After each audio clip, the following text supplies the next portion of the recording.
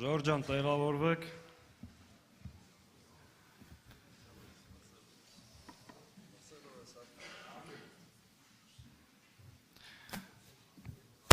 Սիրելի հայրենակիցներ, սիրելի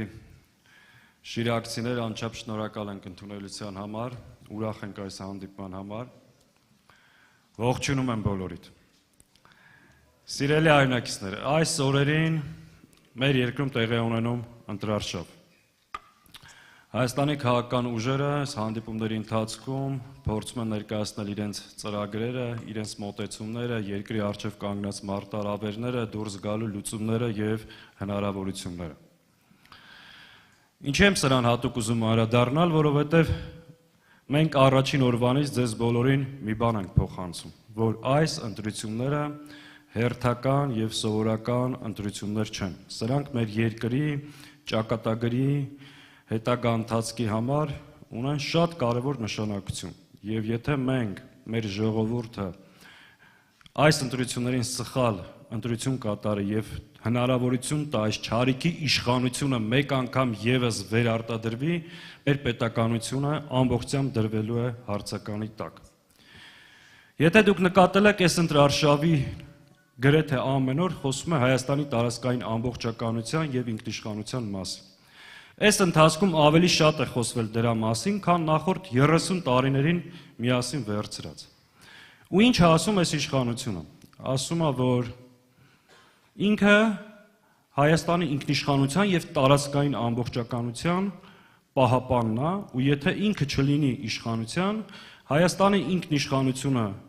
հանձնվելու է ռուսներին, իսկ տարածքային ամբողջականությունը խաթարվելու է ու տեղի ունենալու պատերազմ ու այս խոսույթով փորձում է մեր ժողովրդին վախեցնել։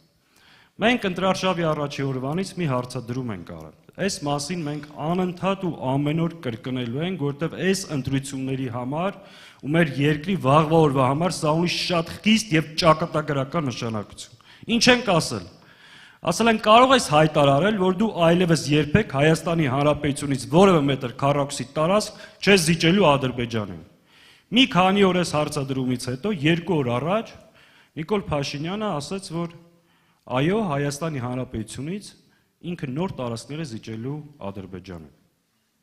Սա շատ կարևոր ու էական փաստ է եւ կարծում եմ 3 չէ առաջի օրվանից հետո, երբ որ այս պաշտոնական հայտարարությունը արվեց, սա շրջադարձային նշանակություն ունի այս ընտրարշավի համար եւ ես տեղից արդից օգտվելով մեկ անգամ եւս կոչ եմ անում նաեւ ընդդիմադիր դաշտի մյուս քաղաքական ուժերին, որ այս հարցի վրա լուրջ ուշադրություն դարձնել։ Մարդը եկել է ձեզ ասում է մեզ քվեարկեք, որ գնանք Հայաստանի Հանրապետությունից նոր տարածքներ հանձնենք։ Այս ֆիքսում ենք։ Հիմա երկրորդ հարցադրումը, որ մենք արել ենք։ Այն քարտեզը, որ փակցրել ես քո կրծքին, ասում ես, որ սա է իրական Հայաստանը, եւ դու պայքարում ես այդ Հայաստանի համար։ Պատրաստ ես հայտարարելու, որ այդ Հայաստանի քարտեզից, Հայաստանի տարածքից Ադրբեջանը օկուպացրել է 200 կիլոմետրից ավել քառակուսի տարածք եւ Ադրբեջանի զորքերը օր առաջ պետքա դուրս գան Հայաստանի տարածքից։ Պարզ հարցադրում ենք անում։ Ինչ ենք սրա փոխարեն ստանում, մարդը բարձրախոսը վերցրել է, հայտնվել է Երևանի փողոցներում, հարձակվում է քաղաքացիների վրա, երբ որ արցախայրը մոտենում են եւ ասում են մեր հայրենիքը հանձնել ես, մեզ անտուն ես թողես, սկսում է մարդկանց վրա հոխորտալ, թե դուք ինչ եք ողջ, ինչի մեռած չեք, ինչ եք սաղ մնացը։ Այսինքն այս մարդը, այս իրավիճակում ոնց կարա մեր երկիր հետագայում եւս մի քանի տարի փորձի կամ հավակնություն ունենա երկիրը կառավարելու։ Այսքան ծանր է ժողովուրդ մեր վիճակը։ Այս զզվանքից, այս իրավիճակից, այս մոլագարից մենք պետք է կարողանանք ազատվել ու դրա հնարավորությունը հունիսի 7-ն է։ Հունիսի 7-ը այն օրն է, որ մեր ժողովուրդը կարող է այս ամոթի էջը փակել,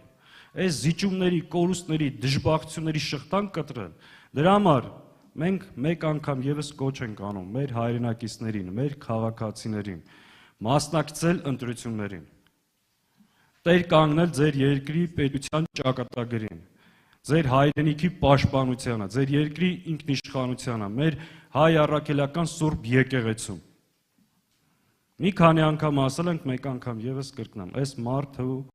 նախընտրական ծրագիրը մեր ժողովրդի հետ կապ չունի։ Քաղաքացիական պայմանագիրը վաղուց խզել է իր պայմանագիրը ժողովրդի հետ։ ՔՊ-ի ամբողջական ծրագիրը դա խոստում է Ադրբեջանին ու անձամբ Ալիևին։ Եթե դուք վերցնեք իր նախընտրական ծրագիրը, ասում է հետևյալը. քվեարկեք ինձ, որ Ադրբեջանին նոր տարածքներ տամ, քվեարկեք ինձ, որ հարձակվեմ եկեղեցու վրա, քվեարկեք ինձ, որ փոխեմ սահմանադրությունը, ուրանամ ցեղասպանությունը։ Մենք ինչ ենք ասում մեր ժողովրդին։ Ասում ենք մենք ի վիճակի ենք երկիրը այս իրավիճակից դուրս բերելու։ Մենք ունենք վարչապետի թեկնածու, մարդ, որ իր կյանքով, անցյալով մի քանի անգամ դա ապացուցել է ճգնաժամային իրավիճակում երկիրը ղեկավարելու, բեկում մտցնելու եւ հզոր պետություն կառուցելու։ Մենք ներկայանում ենք ամենամրցունակ ծրագրով, ամենաուժեղ քաղաքական թիմով եւ վիճակի ենք երկիրը այս իրավիճակից դուրս բերելու ու դրա լուծման բոլոր քայլերն ու հերթականությունները ձեզ ներկայացրել ենք։ Ժորժ ջան, մենք գյուղատնտեսությունից մինչև կրթություն, առողջապահությունից մինչև տնտեսություն եւ սոցիալական ոլորտներ շատ մանրամասն ներկայացրել ենք։ Այս ընթացքում խոսել ենք օրական նաեւ բոլոր կետերին առանձին անդրադառնում ենք։ Շատ կարևոր է Հայաստանի Հանրապետության քաղաքացիները մեր երկրում ապրեն արժանապատիվ։ Մենք երկրին պետքա բերենք կայունություն եւ անվտանգություն, ու դա ի վիճակի ենք անելու, ու դա անելու ենք միասնական հունիսի 7-ին։ Կարող ենք։ Ուրեմն միասին կարող ենք հունիսի 7-ին համար 17-ին։ Իսկ այժմ խոսքը տրամադրում եմ Քրիստինե Վարդանյանին։ Խնդրեմ։